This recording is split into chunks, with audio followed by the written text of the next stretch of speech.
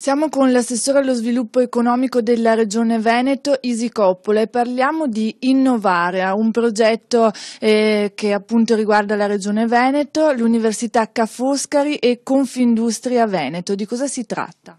È un progetto nato ormai 2 anni fa, che nel tempo ovviamente è cresciuto, si è di molto diffuso, è stato peraltro anche condiviso da tutte le associazioni di categoria che ne hanno sottoscritto il manifesto. È un progetto che parte da una ricerca scientifica fatta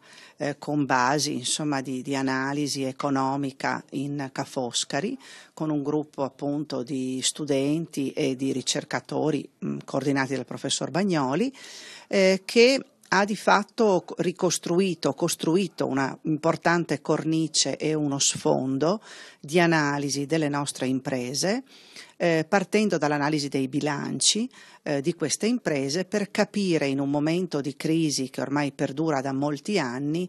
quali e come fossero le caratteristiche di quelle imprese che comunque continuano ad essere performanti, continuano ad essere antifragili rispetto alle fragilità che ovviamente la crisi ha messo in evidenza. E quindi ne è uscito uno spaccato assai interessante di analisi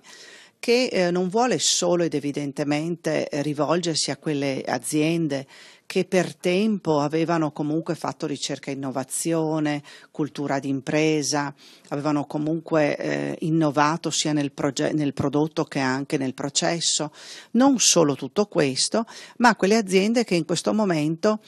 sono in grado di dare anche un messaggio assolutamente positivo, ma che a volte non ne hanno nemmeno la consapevolezza di questa loro positività. E allora noi come Regione le siamo andate a trovare evidentemente, le stiamo valorizzando, le stiamo anche facendo uscire un po' da quel guscio che i nostri imprenditori veneti hanno sempre in qualche modo costruito attorno a loro, fatto di grande lavoro, di grande passione, ma mai anche a volte di promozione di loro stessi e delle loro aziende. Proprio perché diano questo messaggio, perché sappiano anche spiegare quali sono stati nel tempo le sfide che hanno saputo vincere e possano diventare quel modello a cui noi da una parte come istituzioni vogliamo anche dire grazie, ma dall'altra parte anche quel modello che sa guardare avanti e dare quel messaggio di fiducia anche alle nuove generazioni.